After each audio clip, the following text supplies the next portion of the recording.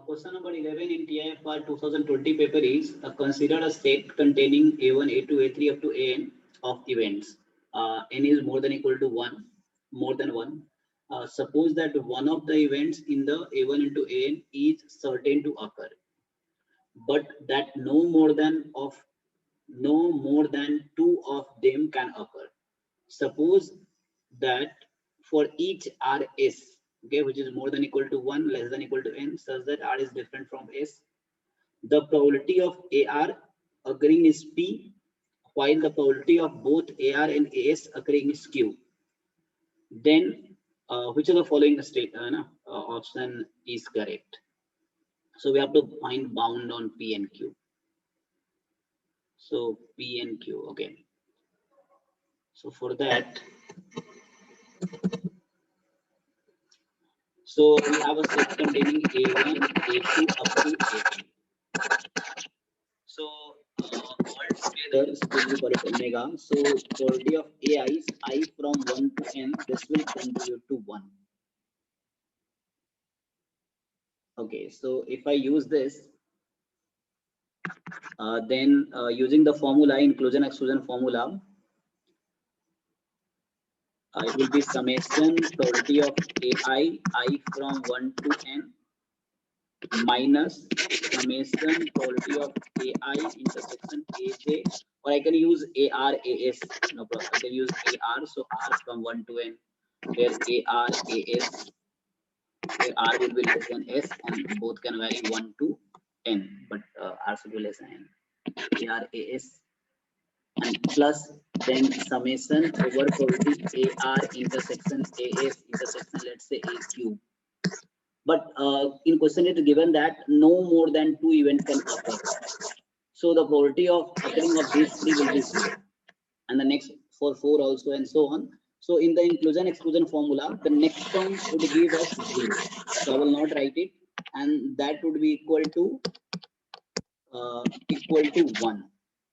So each AR has probability P, so it will be P summation P R from 1 to n. So P plus P plus P up to n times, it will give us NP minus for 2 events it was Q, and adding it, but we have n events and we have to choose 2 at a time. So n choose 2 ways, NC2 number of ways we have to choose any 2 out of n.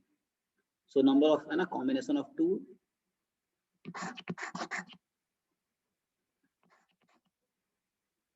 And then probability of each pair, okay, occurrence of each pair probability is Q, and that is equal to 1. So from here what we can see, so NP minus n into n minus 1 upon 2Q is equal to 1.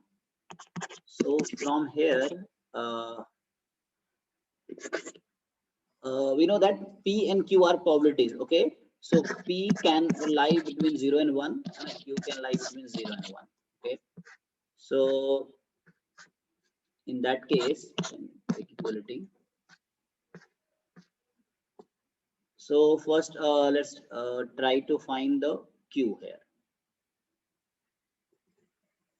because one condition I have this, and one more condition I know that one more result I know, probability of union of AIs or AR are from 1 to n. This is union probability will be less than equal to summation of probabilities of ARs are from 1 to n. So this formula we have countable finite additivity.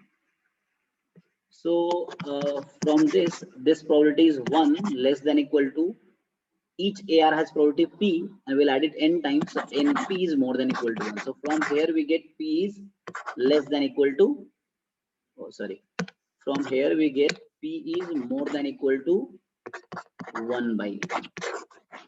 Okay, so one thing I got, and from here I need to find the bound of Q.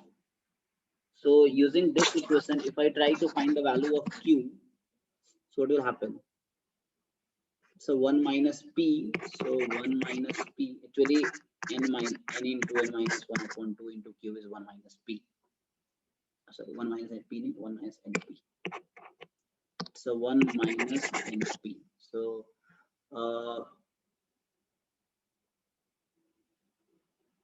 sorry, it's NP minus 1. NP minus 1. Okay. So I use this equation. You can also use. So NP minus 1 is n into n minus 1 upon 2. Now Q will be NP minus 1 into 2 upon n into n minus 1. So NP minus 1 into 2 upon n into n minus 1. Now I want to find the bound of Q. So if I use this, P is more than equal to 1 by n. So we'll get P is more than 1 by n. So NP is more than equal to 1. So this will be more than equal to 0. So we already know Q is more than equal to 0. So this is nothing new. So in other way, we know that P is less than equal to 1. Okay. And here we get P is more than equal to 1 by n in this question. But in general, we know that P is less than equal to 1. So here you can say, here, so I will use this thing. So in general, P will less than 1. Then Q is P is less than equal to 1. So NP is less than equal to n minus 1 into 2 upon n into n minus 1. What I did, since P is less than equal to 1, so NP is less than equal to n. So NP minus 1 less than equal to n minus 1. That's what I used here. NP minus 1 less than equal to this. So this is less than equal to 1. So the whole thing is less than equal to this. So what I'm telling, okay. So Q I have is NP minus 1 into 2 upon n into n minus 1. And now this is less than equal to, since P is less than equal to 1. So NP minus 1 will be less than equal to n minus 1, and resting as it is. And from here we get it's a 2 by n. So means what? We get Q is less than equal to 2 by n. Okay. So this bound we get. So this is the second thing. So that was I want to take a third. So finally what I get? So finally I get Q is less than equal to 2 by n and P is more than equal to 1 by n. P is more than equal to 1 by n. So you can say in this question, the P is more than equal to 1 by n, obviously will be less than equal to 1. And Q is less than equal to 2 by n, obviously will be more than equal to 0. So this thing we have. So according to option, let's see which option is correct. So P more than 1 by n. So P is more than 1 by n and Q is less than equal to 2 by n. So C option, options are correct option is given in the question.